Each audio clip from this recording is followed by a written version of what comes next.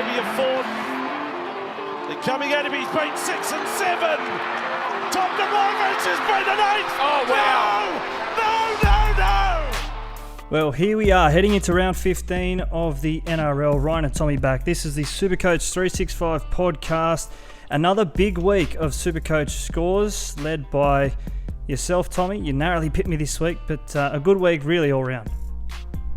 Yeah, g'day Ryan. Everyone pretty much scored very well this week. There wasn't too many players who disappointed. I think we both saw green arrows as well, so that was always good. Always a positive indeed, the green arrows. Look, it feels like we haven't spoken for a while. Obviously, State of Origin happened 6 days ago now as we record this, and I say here in the notes, was it that big of a shock that Queensland won? Because I think we led and we thought New South Wales had come out on top, but the margin in the end probably reflective of how the teams played. Yeah, I think we were quite keen on, I guess, Queensland to make it a close game, and that it was a pretty low scoring game as well. A good match. I thought it was one of the best Origins I've seen for a few years. Pity for our respective bets that Coates went off pretty early in the game, but other than that, it was an awesome watch. Yeah, I'll tell you what, that was a bet of plenty of hard luck stories. Obviously, the end result just 6, not the 4, and then obviously, as you say, Coates went off injured and Teddy denied what looked a certain try. But anyway, maybe I had my blue goggles on for that one. Speaking of good Supercoach scores, Tommy, tell us, mate, you've locked down that spot in the top 1,000 for another week at least. We'll put up our ranks and our scores from last week's on your screen here now. 1277 for yourself, mate, and as I say, 640 something as we go to air tonight. Yeah, 645, just hanging around the 600s, which is not a bad thing. I'm probably not really threatening the leaders at all, but I'm still in the top 1,000, which I'm happy with. You're working your way up, mate? Yeah, 1256 last week, and probably no better time than now to get into this. Of course, I speak of the good, the bad, and the ugly for round 14, heading into round 15, and there are some implications to come from last week. But let's start with the good before we get into that. I guess first and foremost, green arrows moving up into the top 8%, and still 3 boosts in my pocket as well. So take some solace out of that. Yeah, I don't think many coaches would have 3 boosts left at this time of the year, so that's definitely an advantage you hold. My good was probably my 2 trade-ins last week, Campbell Graham and Ronaldo Militalo. I brought them both in last week, I guess with around 17 in mind, but also just some good fixtures, and they both got around 100, so that was really good for me. Yeah, my bad has to be Ben Travojevic. Came off the bench last week, scored 6. At the time, look, I was happy to include that in my loop, and that'll get to my ugly very soon, but his 6, it gets even worse now because his break-even is now high again. We didn't get him for round 13, so that's bad. And again, probably leaning towards the ugly here, but Coruscant, just 47 last week. It's so hard to sit back and watch him, just churn out mediocre scores while Reece Robson, probably the other round 13 trade-in target, just continues to pump out 70s and such. So that has to be my bad for round 14. Yeah, Robson's really been like the Cowboys, just a surprise packet this year and continues to go well. I don't really have a bad. I have an ugly, though. I made a rookie error. I was moving around Cleary and Hines on Saturday, a bit worried that Cleary wouldn't play. Ended up somehow having the reserve on Blake Taff, who didn't play at all. So I had to cop Ben Trbojevich's 6 as one of my scores, and it probably cost me about 60 points in the end. So pretty brutal. Yeah, tough, because that score upwards of 1,300. If you had that extra 60 points, you're probably pushing to the top 500. So, yeah, difficult, but you may find those points back sometime before the year's end. For mine, my ugly has to be that loop that I've already spoken about there. I did the sums at the time. I thought it was a smart play. I thought it was at least guaranteeing, 300 points that I may not have got otherwise. 270 points that I wouldn't have got otherwise, but as soon as Kiraz went over for the Bulldogs, I knew it was the wrong move. He ended up on 98, and I predicted he'd get about 38, 40 points. So he's far exceeded my expectations there on Monday afternoon, and I guess that speaks for the Bulldogs. Biggest steal, what a win that was. It was a great win, and Kiraz he's made a lot of money, which is great for everybody, but every time people have put him in as a scoring player, he seems to get 20, and then not many people played him the other day, and he gets 98. Cooler was similar. He got about 78 after weeks of really not doing much for Manly. So, yeah, some of those cheapies went pretty big on the weekend. Yeah, and they'll probably get another chance to do it again this week. Maybe not Cooler against the Cowboys on Friday, but Carraz up against the West Tigers. I think they played each other, about 4 or 5 weeks ago. He scored a double that night. So he'll be backing himself in to repeat those heroics in round 15 here. Let's throw up this, of course, the round recap. Here's all the results. We won't spend too much time on this, but as we say there, the Cowboys continued on in their winning ways, 31 points to 12 over the Dragons. The Rabbitohs, as we sort of expected, Alex Johnston and Cody Walker turned it on, 30 points to 16 over the Titans up on the Gold Coast. And this one here, Saturday night at the SCG, the Storm, 26 points to 18 victors over the Roosters. And news just coming through now as we go to air, that Felice Kafusi has been found not guilty at the judiciary tonight for that ugly elbow on Sam Walker. So, Tommy, I guess your initial reactions to that news.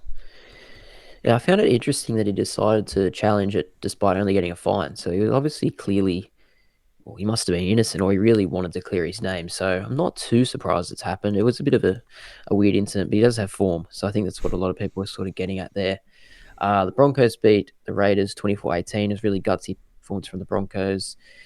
Yeah, Manly easily accounted for West Tigers, 30 points to 4. We saw Luciano Leilua today has gone to the Cowboys effective immediately, which is interesting for both clubs. And then there was 2 smashings in Sunday night. Panthers smashed Newcastle 42-6, and the Sharks got over the Warriors 38-16. Yeah, it didn't take Nathan Cleary long to make amends for his poor night for the Blues on Wednesday. He was pretty adamant and forthright in coming forward and saying, he was putting his hand up and taking ownership for that Blues loss, and came out, and I think it was inside 5 minutes he scored a try for the Panthers, and obviously linked up with Luai to make that happen.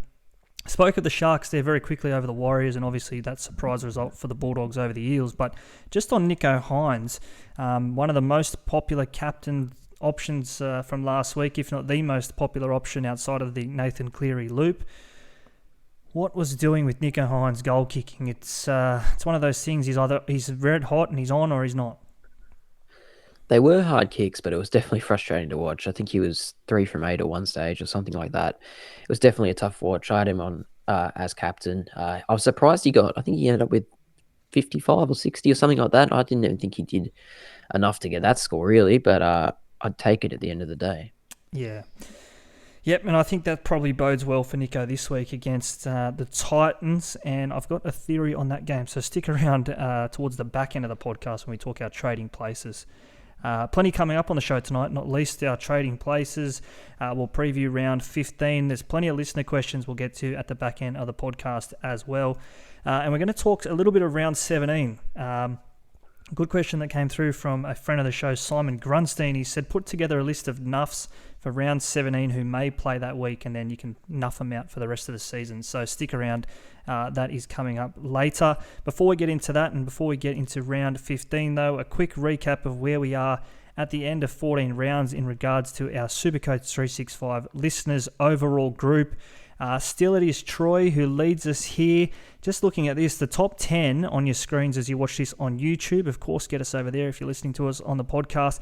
But the top 10, our top 10 in this group, they're all inside the top 50 overall. So good to see the quality is right there coming through here in our overall group. And Troy, he's dropped down to 5th this week from first last week. So he'd be spewing the Roosters pack.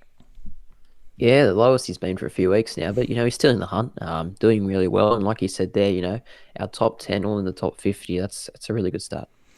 Well done, and shout-outs also to some of the other podcast content creators. The SuperCoach Experience boys are flying. I think Tim, captain and coach of the Villi Army, he's back. He's 33rd overall after taking it out last year, so that'd be like winning the lotto twice. Brandon Savage, again, I think he's 89th overall, and the SuperCoach Whisperer, very popular in this space, doing good things. I think he's 174th. So boys are flying this year. Tommy, you're nipping at their heels. I'm a long way back, but good to see that the guys throwing their names out and their faces out there are doing well.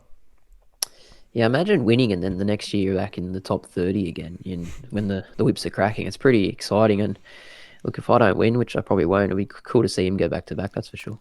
Yeah, Very well done. Good luck to everyone, and not least those in that group. Of course, if you aren't going to win, if you can't run down Troy, still keep on playing. Second place in that group will take home an NRL jersey of their choice, courtesy of Top Tippers. Download the app Top Tippers at your app stores or via Google Play. Tommy, let's get into this. Round 15 kicks off on Thursday night. Good to have Thursday night footy back this week. The Dragons and the Rabbitohs here to get us underway. This one at Wynn Stadium at Wollongong. The Dragons, $2.75 outsiders with topsport.com.au. The South Sydney Rabbitohs, $1.47 favourites. And they're giving away a 6.5 start here to kick us off in round 15. Yeah, I feel like we know what we're going to get from the Dragons about now. They're not a bad team, but they're not a great team either. They're going to put up a decent fight against South, but probably won't be enough. I think the story out of the team list was Blake Taaffe back on the bench. I think a lot of people probably still have him. I'm still holding him in the hope that he'll play round 17, but every week that goes by that Cody Nikorima plays well at fullback, it's looking less likely. News also today that Latrell won't play this week and probably unlikely to feature for the Blues for Game 2 as well. So obviously coming back from the USA and his hamstring troubles, and then he copped COVID, so just for Latrell holders, particularly in draft, because there wouldn't be any in Classic. But if you've picked Latrell up like you have in our league, Tommy, in the top 5 or top 6 picks, he looked a value pick at that late in the draft, but just not paying dividends that you expected. Yeah, I think he's only played maybe 4 or 5 games out of 13, so haven't got really your bang for your buck there. But look, he's hoping he can come back with a vengeance. And if he missed Game 3 of Origin, could he be an option in Classic? I don't know. He'd probably get a nod for Game 3 though, wouldn't he? Well, if the series is on the line, definitely. If not, then maybe Freddie looks elsewhere. I don't know. I mean, he still wants to win the game. Fittler as coach, but maybe Souths are just a little bit hesitant to throw him to the Wolves if there really is nothing to gain from the New South Wales perspective, that is. Just looking at this as well, Tommy, I asked the question here, are Souths finally back? We saw glimpses of what they can do last week. Cody Walker, I thought he played better than what his SuperCoach score produced. I think he was about a mid-60s. But Alex Johnston particularly, a hat-trick, a score of 120. That's what we've become accustomed to with AJ on that left side. Yeah, absolutely. And yeah, like you said there, Cody looked really good. I think Ilias even looked probably the best game he's played all year. And then Campbell Graham now on the left, which you might have called for about 4 months ago. It's looking pretty good, and he's scoring well as well. Mate, if they listened to the podcast in January, I said, put him on the left. That's where he belongs. And now suddenly he's pushing for an Origin berth. But anyway, Jack Whiten, probably coincidentally the best Blues player at left centre last week. So Campbell may have to watch on for another year at least. But no, good to see Souths are coming good at the right time of the year. And as you say, round 17, they're going to be a popular team. Those names there, Cody Walker, Alex Johnston, and maybe even Graham, if he's not chosen for Game 3 for the New South Wales. Could figure in a lot of SuperCoach teams, although his price is getting up, Campbell Graham. I think he made a stack of cash, but that comes on the back of scoring plenty of points as well, so that's probably justified. Yeah, he's one of those players. I picked him up last week and he played well, but I'm worried that he will get the nod for Origin because I'm really running low on numbers for round 17 all of a sudden, and if he's not there, bringing him in was not the best move, I guess, because I really need playing players that week.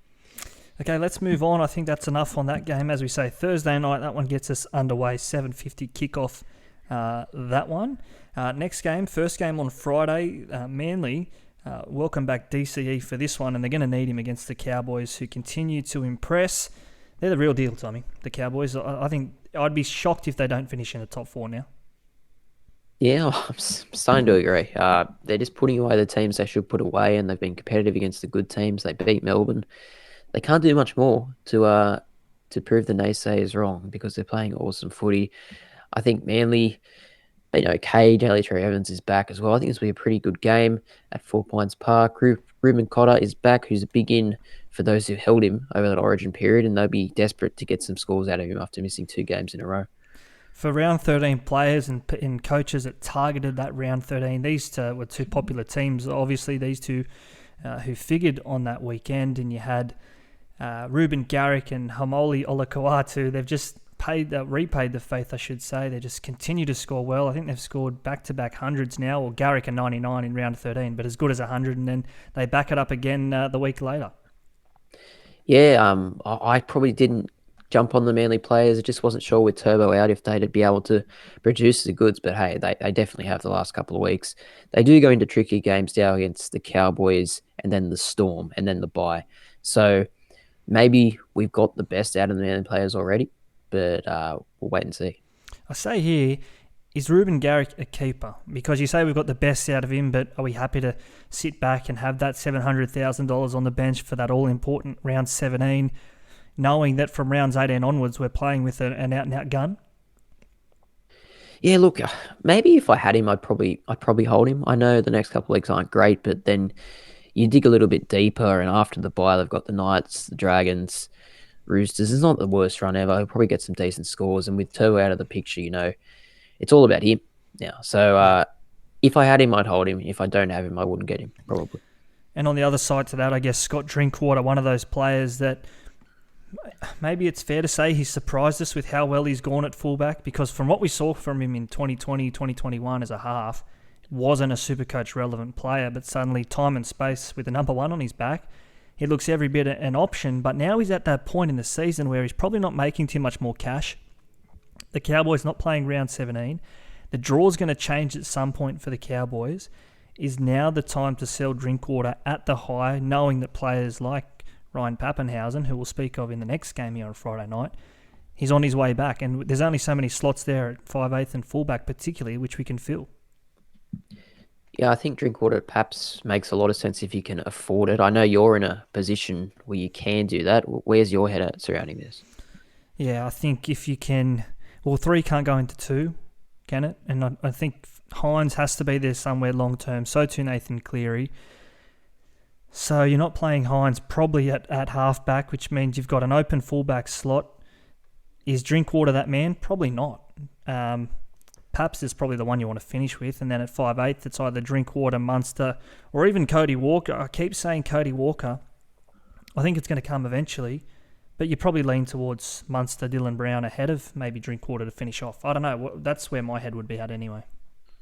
Yeah, there are lots of options there. Drinkwater surprised me. Like, I didn't expect him to be a factor in Supercoach, like you're saying. So to talk about him in the conversation with, Munster, Walker, Dylan Brown, it's a credit to him. And I think even if you do sell him now, he's done a great job for your team.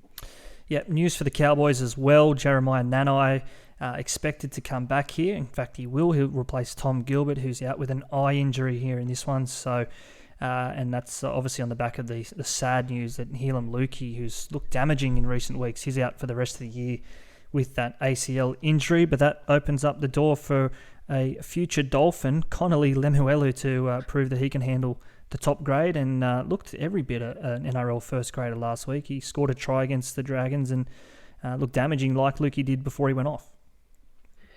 Yeah, it's a good opportunity for him, but he's probably just warming the jersey for Luciano Leilua as he'll go up there. And I think that's a great piece of business to get him in as soon as Lukey's gone down. So it's like for like. You could argue that Luciano Leilua is probably a better player than Lukey. But yeah, really good for the Cowboys going forward. That hurts Supercoaches though, doesn't it, as well? Because West Tigers, I think they're playing round 17. So Luciano may be one of those pod 2RF options that we could have looked towards this year, as I know I did last year, and with some success as well. When he's on, Luciano. And I think maybe in no small part his form of late has paved the way for him to get an early release. He just didn't want to be there in the end. So anyway, that's it for the Manly versus North Queensland, of course. Just recapping here, North Queensland favourites with topsport.com.au, $1.60 at 4 Pines Park. Could be a dewy night up there at Manly. The $2.38 head-to-head for Manly. That could be a bet there.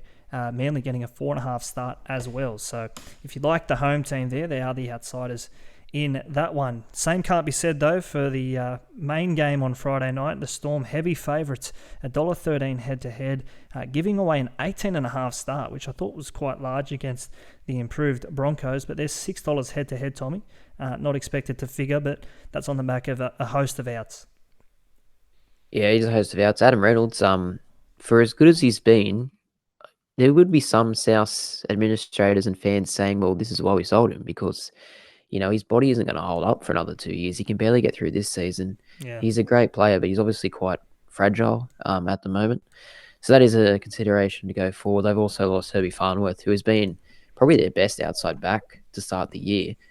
He's going to be a big loss, replaced by Branko Lee. Your Tony Staggs does come in though.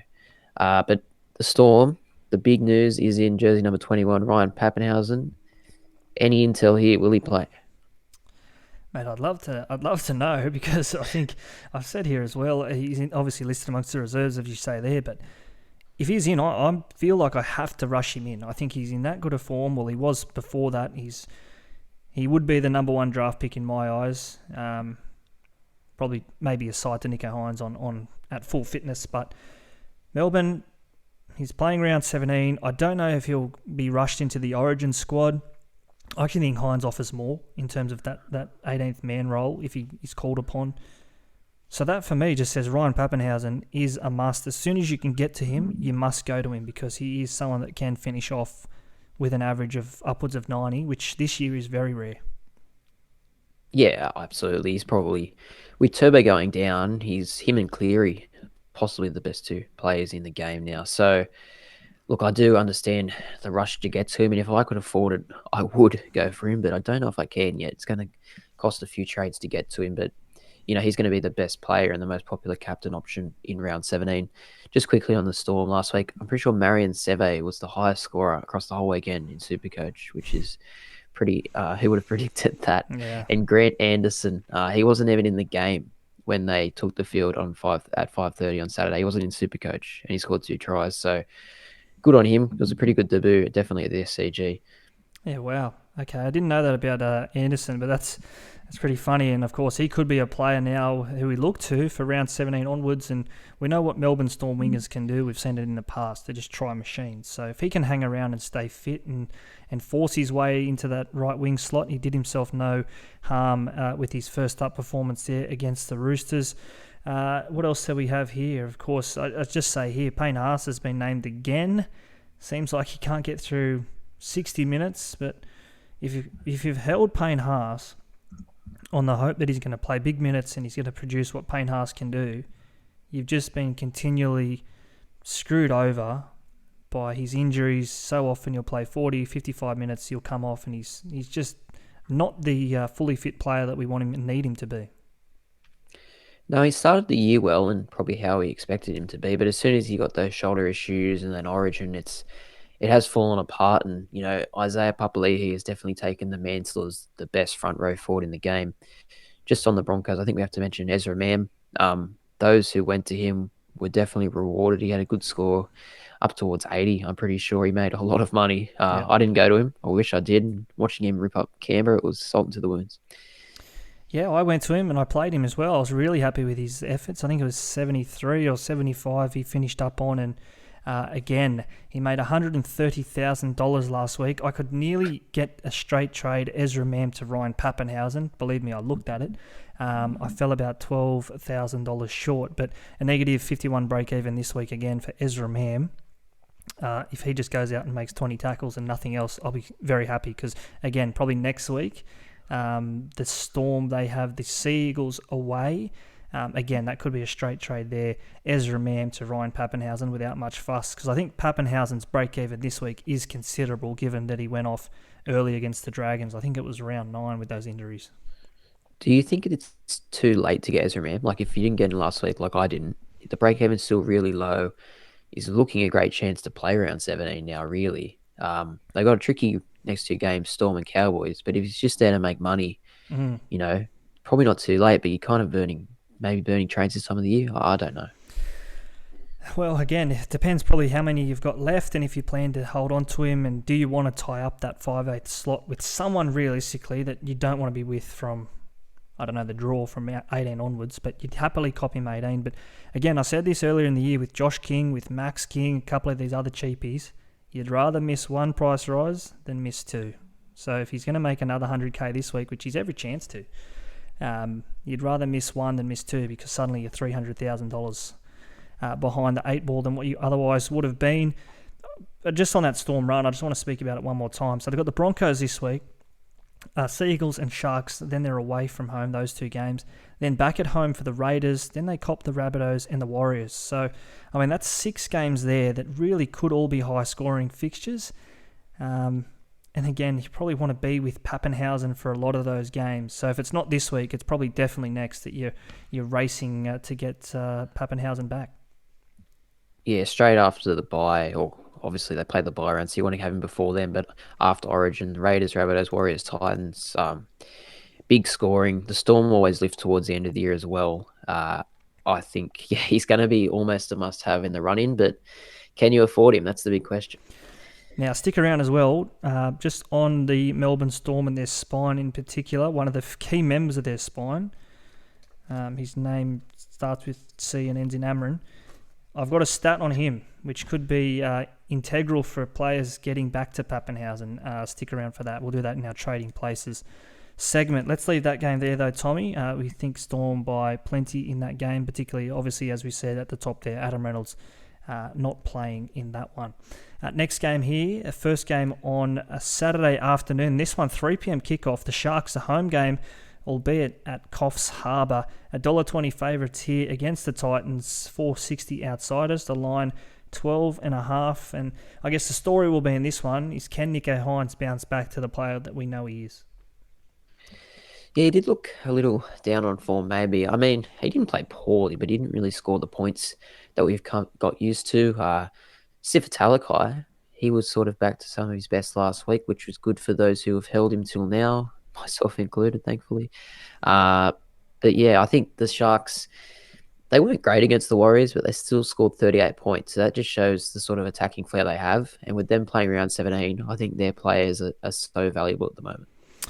Yeah, you've said that. I'm going to jump ahead here because I'm going to ask the question. So, obviously, this time of year, we're all looking to round 17 and particularly those teams playing and players in those teams that would be happy to keep from 17 through to round 25.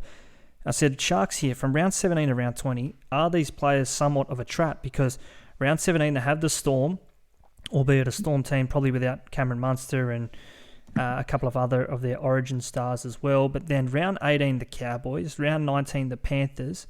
Round 20, the Rabbitohs. So they're probably playing the top 3 teams there back to back to back, and then the Rabbitohs on their day. Who knows what you're going to get from Souths, but not an easy run of fixtures over that key part where players will be dropping money, you'd think. No, it's a fair point for sure, but I suppose, yeah, is it too late to get on the Sharks bandwagon? I don't know. I would say no. They've still got, the Titans this week, the Dogs next week. They just had the Warriors. So this was a beautiful run of scoring into the bye. Yes, it does get tricky after that, but I do think the positives maybe outweigh the negatives. For the Titans, Brimson is back at fullback. Sarko still in the team, somehow on the wing. Paul Turner and Toby Sexton in the halves. They're coming last, the Titans now. This season's becoming an absolute disaster for them, isn't it? Yeah, very quickly they've fallen out of favour, and I think they would have been in a lot of people's top 8 before a ball was kicked. I think maybe even mine included in that. So shows you how quickly things can go from bad to very bad. And we saw that with Newcastle at the start of the year. They started 2-0, and the Titans weren't in the worst form in that first month. But then, after that, it's been pretty poor. Just on this one here, topsport.com.au, if you are having a play, Ronaldo Mulatalo, $1.63 anytime. So too Sione Katoa. That man Talakai you mentioned there, $2.25. Those the prices there to score 1 try. Of course, we saw Katoa and Mulatalo both bag doubles. I think even Katoa might have finished up with 3 tries last week. If you think they can get a double again this week, Katoa $3.25, Ronaldo $3.30. So some pretty good prices there about the Sharks wingers to keep on in try-scoring form. Yeah, and we said last week that, the Sharks are good at putting away these bad teams, and they did just that the other night with most of their big players scoring really well, and this is another pretty easy game against the Titans on a Saturday afternoon, so look for some big scores again. So Sharks in that game last week, I've said a couple of times, Nico Hines not at his best, and Matty Moylan really took control down that left. Mulatalo scored a double, Moylan scored himself, and Talakai scored, so there's 4 tries down that left side. I think this is the week where the Sharks go right. I think Nico Hines says, no, give me the ball. We're going right. Look at Jesse Ramian. Look at Sione Katoa. Plenty of people will look towards Ronaldo Mulatalo, I think, as a trade-in option for this week and round 17 considered. I might be going the other way if I'm pulling the Sharks' reins.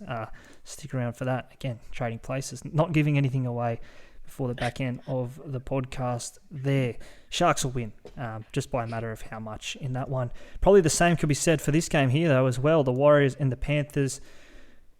Could you have two teams coming into this game with more different form lines? The Warriors struggling on all fronts, and the Panthers, they look like they're just ready to win another grand final. Yeah, I honestly think this is going to sound like a ridiculous statement, but they could be the best team I've seen in my life watching footy, the Panthers at the moment. The way they just dominate games, how relentless they are with they don't let in any points. Their attack is just constant pressure. They're just great to watch, and the Warriors are probably at their lowest point for a long time. So, yeah, this screams points again, and I think Nathan Cleary looks the best captain option of the weekend. Definitely. Already probably missed that point there with Nicho Hynes, a great VC option. And if you're playing Saturday afternoon captains, it's going to be Hynes, VC, Cleary, C. Panthers here, $1.04, Winks-like price there. The Warriors, $11. The line, 26.5. Forget that. If you're playing the TopSport way on Saturday afternoon, just back the Panthers, first team to score 40 points, $2.52. Give it to me. Hook it into my veins. $2.52. Panthers to score 7 tries. I mean, the Sharks scored 38. They probably should have scored 48. Nicho Hynes missed 5 or 6 goals. So, Panthers, and if you think they can score 50, of course, do it responsibly. But $6.25. The Panthers first to score 50. Look, I probably can't argue with you. Like, the Sharks didn't even play that well the other day, and they got to 38. Should have been higher, like you say. Penrith never put in a real bad performance, so you'd think they're going big here. Not really any relevant players, I don't think, for the Warriors at the moment. Ronald Volkman's an interesting one. I don't know much about him. I've heard good things on a couple of other podcasts. Do you have any, I suppose, insight into his future? Yeah, I think he just lit up the Roosters 20s system and maybe even the SG Ball Cup before that, and so he's obviously been touted as a player of the future, and with Chanel Harris-Tavita on the way out, this is the perfect time to maybe bring in Volkman. Maybe not against the Panthers, I should say, no harder game to make your debut in, but in saying that, an opportunity presents itself here for Volkman. Importantly, some good news perhaps for the Warriors is AFB is a chance to return from that injury, which has kept him out the last couple of weeks, and they'll welcome him back because they just have been so poor through the middle, and that comes on the back of his injury, but also Lodge's departure as well. Yeah, they're definitely missing some some forward power up front. They need AFP. He's their leader of the club, really. So that is a big in if he's to play. I think for the Panthers going forward the next few weeks, they don't play the bye round, which is obviously not great, and probably a lot of people are owning heaps of these Panthers players at the moment. I think I own 5 or 6 myself. Yep. Are we looking to keep them through the end of the year, given how dominant Penrith are? That left side is just churning out 5 tries a game almost. Yeah. Or do we maybe move some of them on before that bye period? I mean, personally, I'd find it hard to get rid of them because, you've done it yourself already this year with Isaac Tungo. You got rid of him and then he was that good of a prospect, you had to get him back. And that's the way I'd feel anyway, particularly with Taylor May. You don't want to be playing without Taylor May. Tungo maybe you could get rid of, but again, he's still a 60-point dual player. Steph Crichton, again, a name that I brought in earlier in the year. I've looked at getting rid of him every week, really. He's banged out 100 on the weekend. The one here that he's missing from that Panthers backline is Brian To'o, obviously a favourite of ours. Has he played his way back into SuperCoach relevance last week and hasn't had the big scores week to week like he did last year, but again, 100 last week and looked every bit his old self. Yeah, he hasn't really been that relevant this year because of the injury and then Origin, but coming home, he could be definitely a player you want to finish with. Maybe not yet. I'd probably just wait until after round 17, possibly. But yeah, he's starting to put his name back in the mix. Definitely so. And obviously, I guess, as if they needed any more help, they're getting their captain and arguably their best player back in Isaiah Yeo this week, who returns from his concussion, I think it was, or at least a rest after Origin, and Matty Eisenhuth goes back to the reserves, which I thought was a little bit harsh. I think he's probably been one of their best in Yo's absence and in Leota's absence at times already this year. So anyway, the Panthers by plenty in that one. Next game, this one here, the Eels and the Roosters, two teams coming into this one on the back of a loss. These teams met just only, I think it was 5 weeks ago at Magic Round. And that day, Tommy, I remember we did the podcast. We said it doesn't matter how the Roosters win. They just have to find a way to win. And they did exactly that. And they'll probably want to be doing the same in this one here. Yeah, I think that'll go for both teams. On Saturday, the Eels, yesterday against the Dogs, really awful. They just didn't turn up. The Dogs haven't been able to score points all year, and the Eels let in 34. So that was pretty alarming for Para. Roosters probably should have beat Melbourne the other day, who were very under strength. So yeah, I think whoever loses this will be licking their wounds, definitely. Yeah, Parramatta surprisingly maybe unchanged. Haven't rung the changes on the back of that shock loss to the Bulldogs. And for the Roosters, Luke Keary is named to play despite suffering another head knock. So keep an eye on that in the lead up to kickoff. Some good news though, Sam Verrill's back. And obviously that sees Hutchison return to his bench role. And Billy Smith is back in for Paul Momirovski. If they think Billy Smith is the answer, the Roosters, they probably have another thing coming for them.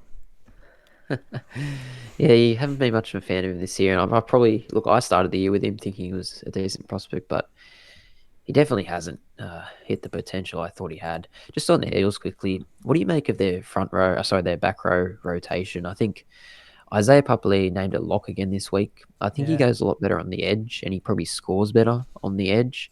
And then you've got Ryan Madison, who's been quite a popular pickup in recent times. He only played 36 minutes yesterday, coming off the bench again. So, like Murata Niokore and Sean Lane, they're decent players, but I'm surprised, Madison and Papali'i aren't the edge back rowers. Yeah, there's probably more strike there in those two, and maybe it is a case of just giving these guys a rest and targeting the final month and leading into the finals for Brad Arthur. I'm not sure, but they need something. They need to change, and obviously scored 4 points against the Bulldogs. Madison and Papali'i, probably two of their better attacking options as well as they go forward and offloads which come on the back of that. So, yeah, keep an eye on that in the lead up to kickoff. Maybe some late changes there. Eels, $1.80 favourites here, topsport.com.au. This one at Combank Stadium on Saturday night. So, this one rounds us out. The Roosters, $2 outsiders. They get a 1.5 start. I think the Eels will win this one, Tommy. I think back at home, they're just a different beast. Yeah, I think they'll be obviously looking for comeback game after yesterday. They were embarrassed, really, and the Roosters, they're just not hitting the heights we expected this year. I don't think we've been waiting for them to click and become that sort of top 4 team. I just don't think it's going to happen. No, I think they might be happy just to make the top 8 at this point. And I know you and I and many of other of our listeners and partners with topsport.com.au, we're hoping they can find their way into the top 6. And I think if they do that, they'll shock us even still. So anyway, fingers crossed for the Roosters. Anything there? Make a Sevo, I guess, was a one that we spoke of last week in terms of a SuperCoach trade-in option. Just didn't see any footy at the weekend. And I guess Wonga Blake at that left centre role, that could really thwart Make a Sevo's cash potential in coming weeks. And maybe we get to a point where Make a Sevo's, under 400k in the last 6 weeks of SuperCoach, and then maybe he's a real option. Yeah, perhaps. Like you said, he just didn't see any ball, and it was unfortunate because on paper it looked like a great game. Sevo against the Dogs, it didn't turn out to be. But as you say, if he loses some cash, he could be definitely an option. Now, I'm not going to declare him, but Will Penasini, $3 anytime. He's in try-scoring form. He's looking good and running at Billy Smith. So, anyway, gamble responsibly. Sunday afternoon footy, Raiders and the Knights. Raiders probably disappointed that they didn't run over the top of the injured Broncos last week, but credit where it's due. The Broncos looked a very, very good team and a committed team. The Raiders I'm going to say disappointing. They weren't horrible. They should head into this one as favourites. In fact, they do here, topsport.com.au, $1.27 head-to-head. The Knights, $3.80, 10.5 the line, and I think the Raiders could gobble that up Sunday afternoon footy back at home. We really should. We don't seem to do very well against teams we should beat. That's the only issue. But look, hope we can. I think the star of the show at the moment is definitely Joe Tarpanay. The defenders can't put him on the ground at the moment. It's quite unbelievable how well he's playing, and I think he's always threatened this in his career, and he's finally delivering. 95 points the other night in just 54 minutes, 61 base. So just awesome. He's almost like been a must-have in the front rows at the moment. He's probably overtaking Payne Haas even the way he's scoring. So really good signs from him. Not many other players, I guess, doing a lot in Canberra. For Newcastle, similar story. I think they do play the bye round 17, so some of their players we could look at. Is there anyone that jumps off the page for you? I do have a name, but I'll come to it in a moment. Just want to go back there to Joey Tarpanay and what you say there about his relevance in this Raiders pack and on SuperCoach particularly. Obviously, doing good things at a position there that doesn't have a lot of studs outside of Papali'i maybe this year. And I think you said to me the other day he's a freak. It's probably the best way to describe him. I said to you that he has the skills of a David Fafita and the attitude of a Tino Fa'asul Maliawi. And that is very rare because he just gets in, does the hard work. And at the same time, he has that offload in him, which produced the goods the other day. Yeah, absolutely. Every time he gets the ball, he's definitely a threat, and he opens the game up for everyone else. Just back on Newcastle, the only name I would probably think about is in that front row forward spot, maybe David Clemmer. Yeah, I think everyone's saying he's been blackmarked by New South Wales, like he's not going to play for them. If you need, I guess, a front row playing that round 17, Clemmer's in great form also. Yeah, and one name to avoid would be Kalen Ponga. He plays, well, we're expecting him to play Origin if his head is in the game. Obviously, he had that HIA the other day, and we do wish him well. But some of, I just made a note here yesterday as I was doing some notes for the podcast. Just some of the SuperCoach players who average more than Kalen Ponga. Trent Peoples, Jeremy Marshall-King, Dejan Arce, Connor Tracy, George Tafua, Kurt Falls, Lachlan Miller, Ezra Mam, Sean Russell, Phil Sami, Peter Hiku, Josh King, Greg Marju, and Jacob Carraz, amongst a host of others. Just shows you that Kalen Ponga not the superstar fullback that we've been hearing about for 5 years. I think that's harsh. Look, obviously stats don't lie, numbers don't lie. He's not scoring well this year, but you only have to look at his performance in Origin 1, and that shows his class. He, unfortunately for him, he's playing with the spine of Milford, Clifford, and Randall. No fullback in the world is going to be able to produce the goods playing with them. No, it's harsh. But for draft players who picked him up, picked 25 to 35 and thought they were getting a bit of value, they're the ones who are left disappointed. But no, unfortunately for Ponga, not a relevant name in the classic sense this year at least. News for Newcastle, Kurt Mann back into the starting side. He's going to play in the lock forward role. So he played a couple of games there before he copped a host of injuries, I think, earlier in the year. He did well. Now, I said Clemmer, and you've said Clemmer already, but maybe Kurt Mann at the centre wing slot, if you're cashing out some of these guys like Carraz, like Kula, Valea, who else we got there? Tass even still. Maybe Kurt Mann is someone that you could look to for that round, playing in the forwards, but in your centre wing slot. Yeah, I'd be wanting to see some big minutes from him, but I do agree, playing that round with a few of these other cheap backs we want to get rid of, definitely an option, and I think it'll be probably pretty popular.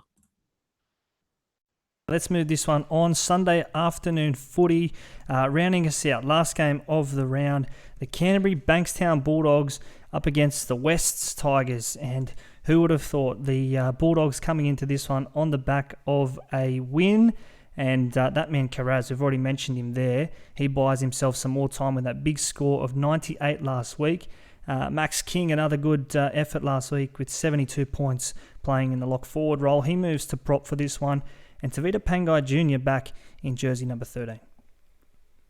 Yeah, look, I know the Eels were pretty bad, but God, I thought the Dogs were actually fairly good yesterday. They just defended so hard. They played like the game meant a lot to them. Even showed some decent attack through them. And I thought Jeremy Marshall-King recently, I know he's not really a name we talk about on SuperCoach, but he's been playing some actually really good footy and probably looks a good pickup for the Dolphins next year. Yeah, definitely. Probably one of those names that when you saw the signing got announced, you thought, oh, well, here we go, another one of those lackluster Dolphins signings. But no, he's really come on and made that number 9 jersey his own there at the Bulldogs this year, and obviously gets a chance to do that next year, although they haven't signed a lot of halves, the Dolphins. So he came through the grades playing a little bit of 6, so maybe we see him move to the halves. Anyway, that's a story for next year. For the Tigers, speaking of halves, won't they welcome back this man, Adam Dewey. Jersey number 16, though, for this one, but they're going to welcome back his creativity because they need all the points that they can get. Yeah, they need something, the Tigers. Massive inclusion. He was their best player last year. And look, things just look to be going south there again. It was really sad the other day, really, to lose at home, get a send-off. Luciano Lua leaves the club now as well. He's been one of their best players for a while. Yeah, it's really going sour again for the Tigers, unfortunately. And I think maybe because of that, Adam Dewey, I think they should put him in the halves when he's fit, personally. Yeah. Yeah, we've sort of said that, haven't we? That Hastings and Dewey probably is the combination there in the halves, and Brooks can play that 9/14 role, or maybe Dewey's a fullback even. We've seen him play fullback at different stages, and maybe Dane Laurie moves. I don't know. Anyway, that's, again, a problem for the Tigers that they're going to have to work out. We've already mentioned Luciano Leilua and the hole that he leaves on that right side. Kelma Tuolangi looks likely to be the player to fill the void. Do we go to him? He's cheap enough, but we've seen his scores and his output already this year. It just hasn't been there. Now, he was actually someone I did look at today, just looking for someone to play the buy round. I was going to maybe go from Ben Jabrovic straight to him, but like you say there, he's scoring terribly. I think it'll almost just be a bit of a waste of a trade, really. He'll do a job, but it's not going to be a very good one.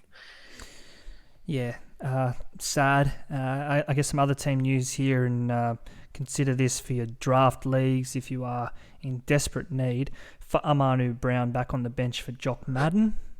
Nothing against New, I'm just saying he's probably not getting picked up in a 10-man league.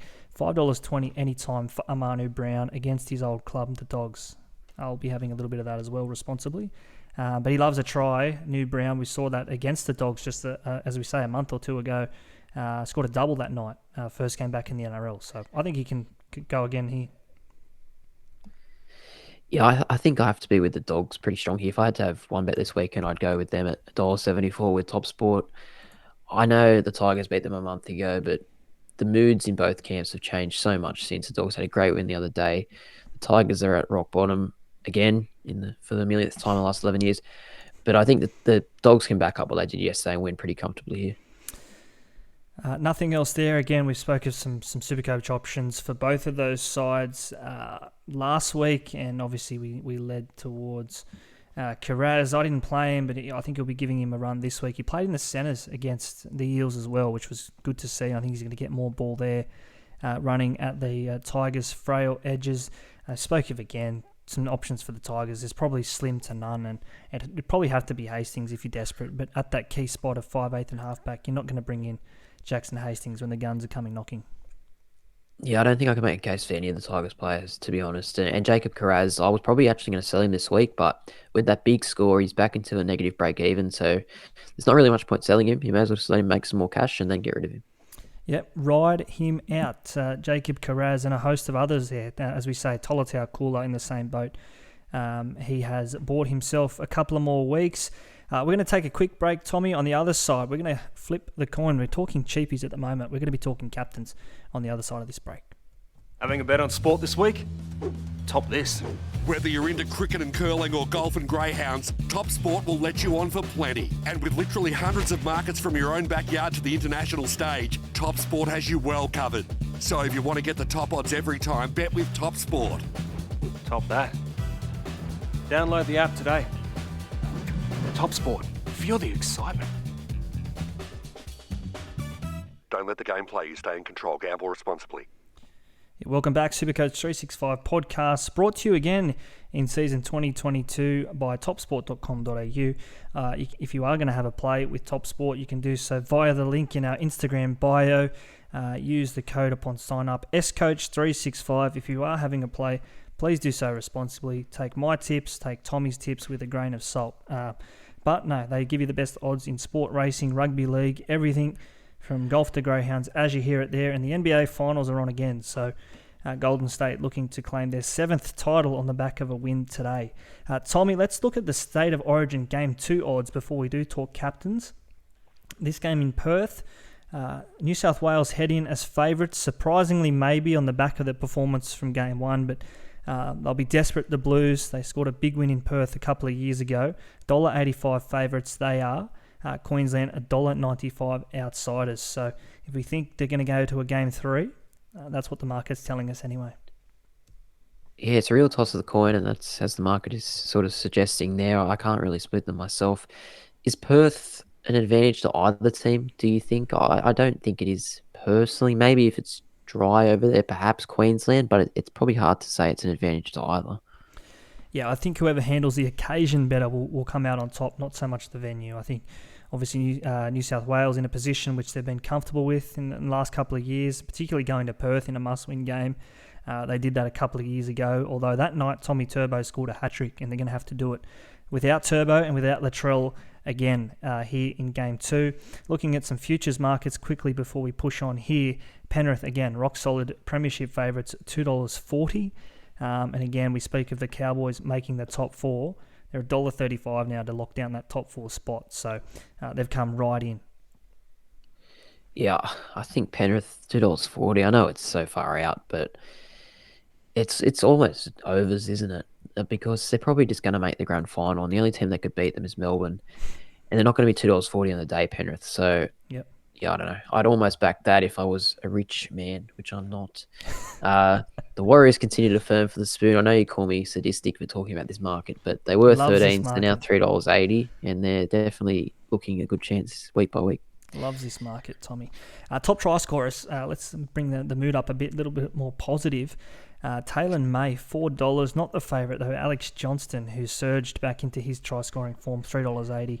Ryan Pappenhausen, maybe a smoky there at $6, coming back into form and fitness as well. Ryan Pappenhausen. All of these markets at topsport.com.au.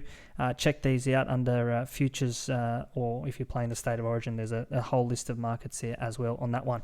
Tommy, let's talk some captains, though. For round 15, we've already sort of glossed over it, but Nico Hines as the vice and Cleary as the captain. That'll be the favoured way this week, we think. Yeah, it's hard to argue, isn't it? Both players playing against two of the weaker teams in the comp, so they look to have good scoring potential this week. And Cleary showed again, he just comes back from Origin and turns it straight on, gets 100. Hines touches the ball so much, he's likely to go big again. Is there anyone, I guess, earlier in the round we could throw a pod sort of VC on? There's slim pickings, I think. I've had here in the notes as well, more of a question than a statement, but I lean towards it as a statement. If Pappenhausen is back and you are bringing him in, do you have to vice captain him purely at the price, $930,000? You're not bringing him in to sit there as your reserve fullback and you're going to captain Nico Hines. I think you just have to justify the move. You have to at least have the vice captain on him this week, because if he's going big against the Broncos, no Reynolds, maybe no Haas, and some of those other outs as well, this could be a week where Ryan Pappenhausen hits the ground running 150 points. It would be the sort of thing that would make or break your week. Well, not break, but if you were able to do it, you had the balls to do it, and it came off, it would be a great play. Because like you say there, his price, you almost have to justify it by putting something on him. I just worry about 6 weeks off, what he's had. If he comes back, instantly. We saw last year how slow it sort of took for him to come back to his best form. Hopefully it's not the same this year. Hopefully not. And again, I guess coming off a hamstring injury and a knee complaint this year, a little bit different to with the concussions, he may not kick goals straight away either. So that's something to consider. That forms a large part of his scoring, Ryan Pappenhausen. I'd say 30-40% would be through goal kicking alone. So factor that in. Maybe Nico Meaney, a pod play round 17. He's been kicking them well, Nico Meaney, and he's going to hold down a wing spot at the very least. So anyway, consider that. Pod vice captains earlier in the week, maybe you're looking at an Alex Johnston against the Dragons, or a Campbell Graham if you're playing the Rabbitohs, or again, that man, Scott Drinkwater, perhaps against Manly. He just scores 90s for fun, Scotty D. Yeah, once again, I didn't think I'd be discussing it, but 100%, like, you could throw the vice captain on. He has barely disappointed in recent weeks. Again, for the Storm, Munster, he's sort of been in and out of games lately. maybe not him this week. But yeah, other than that, I don't really have any I'd be keen on other than the big two. Okay, let's talk trading places. No graphics this week because we're yet to settle on them. But if we are having, if we are doing our trades this week, Tommy, talk us through, I guess, your thinking, how many trades you've got left currently, what you will have left, and boosts in cash in your bank as well. Yeah, 14 trades left with 2 boosts and about 50k sitting there. So not a heap of trades left, I guess. I was probably planning to do a few this week, but then, like I said before, the likes of Karaz and Kula, I was going to get rid of both of them.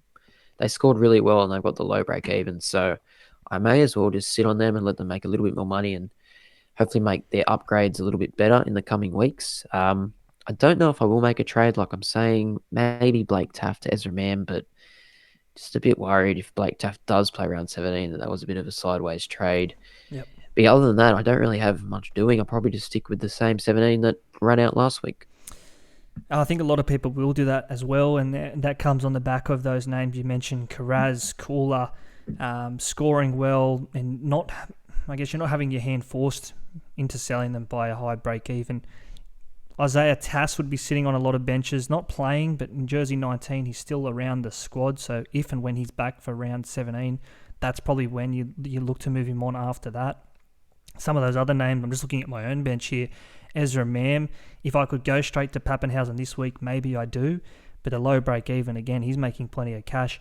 Brodie Jones, one of these other names that hasn't played in forever, but again, at Newcastle Knight, he'll be there around 17 maybe with Frizzell an origin chance.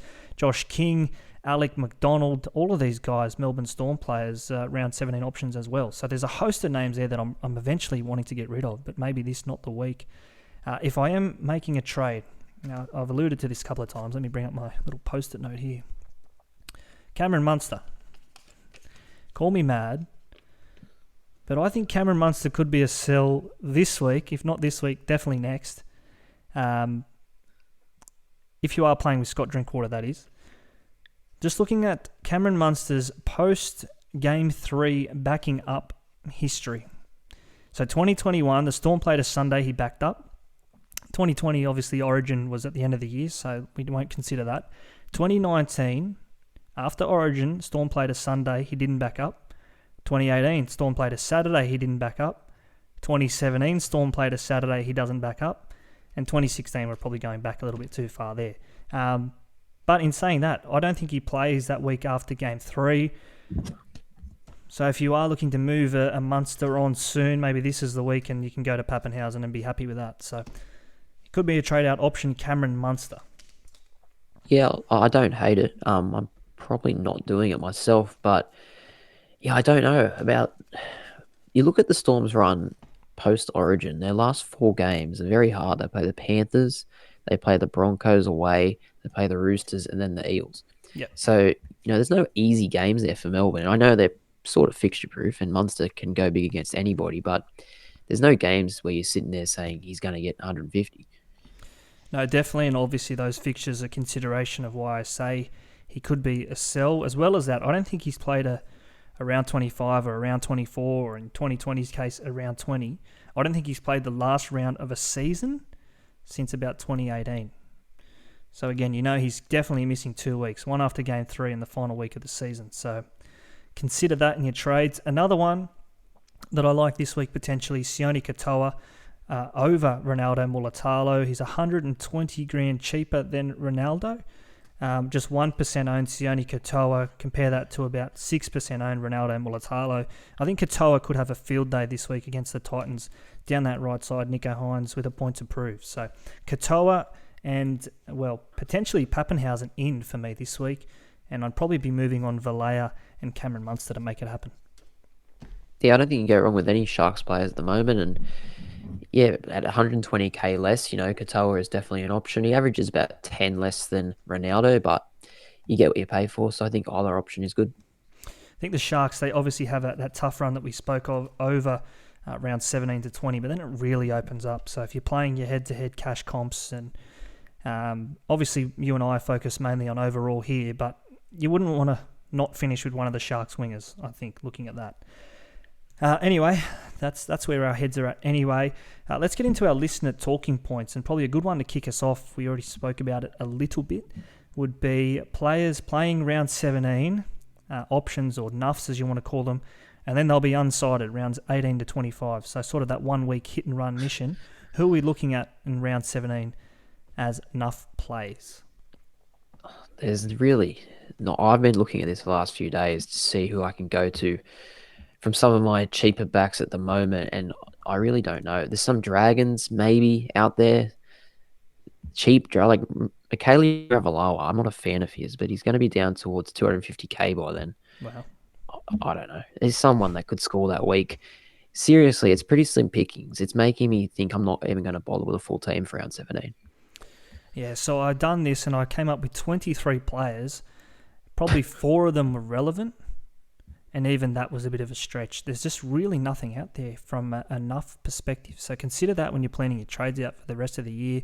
The top of the bunch that I came up with was Lachlan Miller from the Sharks. They do have the Storm that day, but you think Hines may be around the Origin camp. Obviously, all of this dependent on who's picked for Origin Game 3.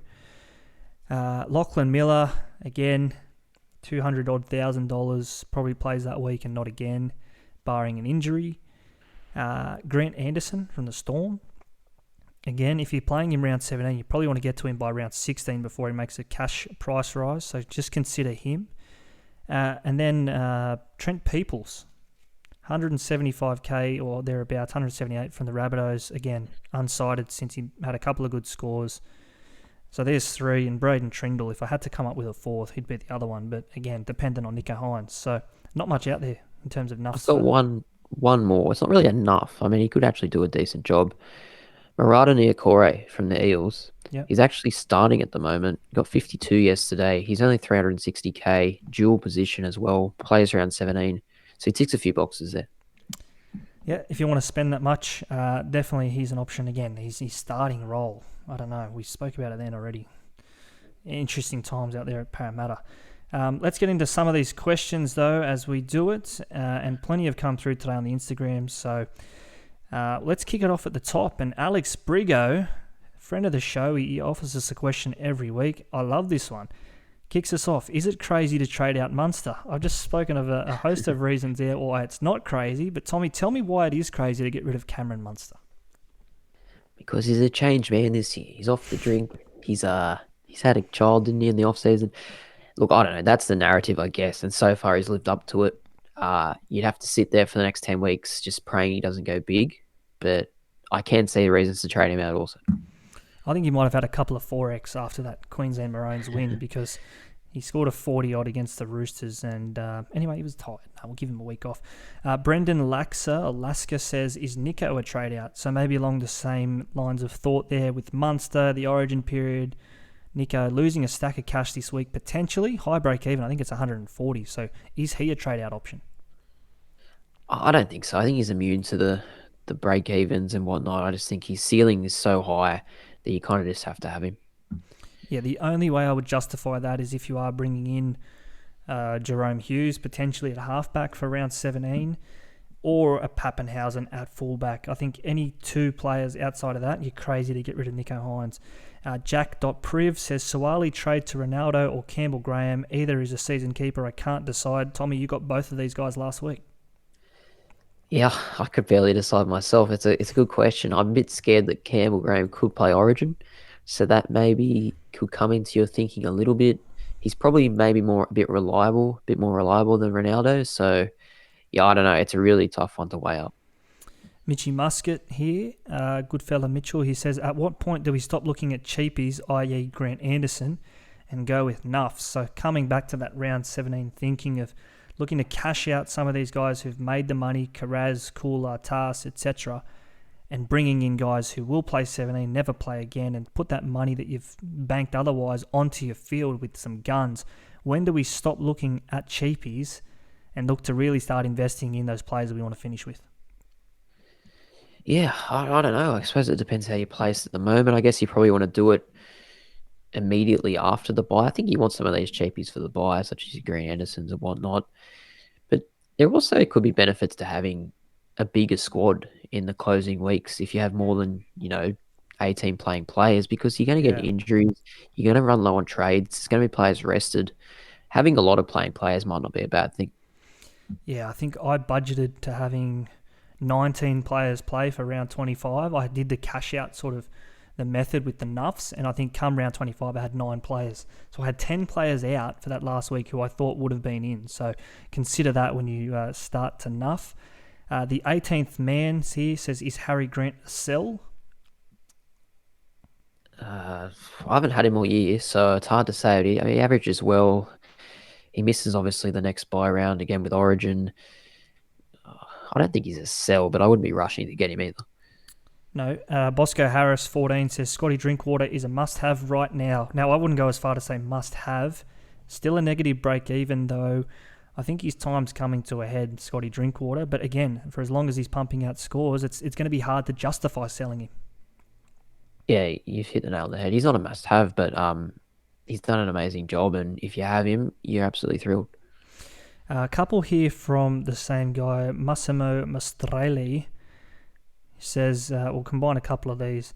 Are we going on Lil Pappy if he's named? Bundle that in with how many players are we looking to have for round 17? Obviously, Pappenhausen could be one of those players for 17. So let's say we do go early on Paps, in my case at least. How many players would I then have for 17? I'm probably looking at least 11 to 12. And then really hitting the go button 18 with a trade boost to come home.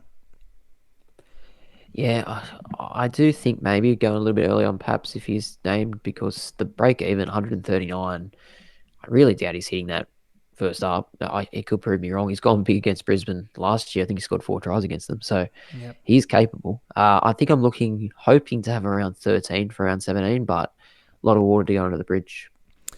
Another one here from Alex_MRI or L7 says again, Paps now or wait a week or two. Again, it probably comes back to who you're selling to get him in. If it is one of those guns and like Munster, maybe go this week. If it is a cheapie like Ezra Mam, maybe hold off. Dan Sharpie says Munster for Burton or Drinkwater. 2 players who played round 13, Burton and Drinkwater, so won't be there for 17, and you're getting rid of a gun to get in one of those 2, or do you look around Burton and Drinkwater for someone else playing that round 17 week? Yeah, I think if you get rid of someone the status of Munster, you got to go to someone who's actually going to play that week. So I wouldn't go to either of those guys. The 18th man, Joey Tarpanay or Olakawatu. Again, 2 names that figured in round 13. Yeah, maybe I'm biased to Tarpanay. I don't know. It's tricky. Where would you go with this one? Probably Olakawatu. I just think he's just got that safe job security. I know that Tarpanay is definitely... I'm not saying he's in any danger of losing his spot at the moment, but his minutes have been down around the Origin period. I don't know. I just feel Olakawatu, you know what you're going to get from him, and he's a try scorer most weeks for Manly. A couple more here. Riley Milton 4 is Brian To'o, a must-have. Not yet, but he might be in a few weeks. Yeah, I'm probably happy to play around him. I know I said in the preview there that I'd be looking at him, but I can't have May, Tung, or Steph Crichton.